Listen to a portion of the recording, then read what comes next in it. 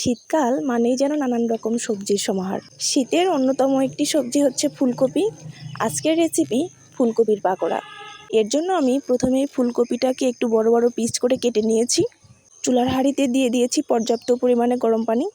গরম পানি দিয়ে ফুলকপিগুলোকে আমি প্রায় 3 থেকে 4 মিনিট সিদ্ধ করে নেব। খেয়াল রাখতে হবে ফুলকপি যেন খুব বেশি পরিমাণে সিদ্ধ হয়ে না যায়। এবার আমি একটি ছাঁকনির সাহায্যে পানি ঝরিয়ে ফুলকপিগুলো তুলে নিচ্ছি। ফুলকপিগুলো ঠান্ডা হতে থাকুক।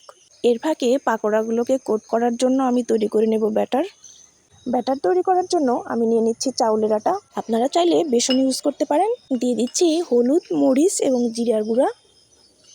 দিয়ে দেবো স্বাদ মতো লবণ। সবগুলোকে আমি ভালোভাবে নেড়েচেড়ে মিশিয়ে নিচ্ছি।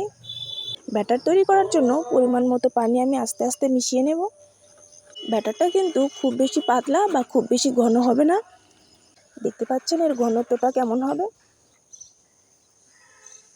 এদিকে চুলার প্যানে তেলটা গরম হচ্ছে। এবার ফুলকপিগুলো কোট করার পালা। একটা একটা করে ফুলকপির টুকরোগুলোকে আমি কোট করে নিচ্ছি এবং তেলে দিয়ে দিচ্ছি। এভাবে সবগুলো ফুলকপি কোট করে আমি তেলে ভেজে নেব। চুলার হিটটা আমি মাঝারি আঁচে রাখবো যাতে ভেতর পর্যন্ত খুব ভালোভাবে সিদ্ধ হয়ে যায়। এক পাশ হয়ে এসেছে, এবার আমি এগুলোকে আস্তে আস্তে উল্টিয়ে নেব। এক পাশ ফ্রাই হয়ে গেছে, দেখতে পাচ্ছেন খুব সুন্দর একটা কালার এসেছে। চামচের সাহায্যে এগুলোকে আমি উল্টে পাল্টে ভেজে নিচ্ছি। পাকোড়ার 4-5টাই আমার ভাজা হয়ে গেছে। এবার এগুলোকে আমি একটি ছাঁকনির সাহায্যে তেল ছেড়ে নেব। তেল ঝরানো হয়ে গেলে এগুলোকে আমি বাটিতে উঠিয়ে নিচ্ছি।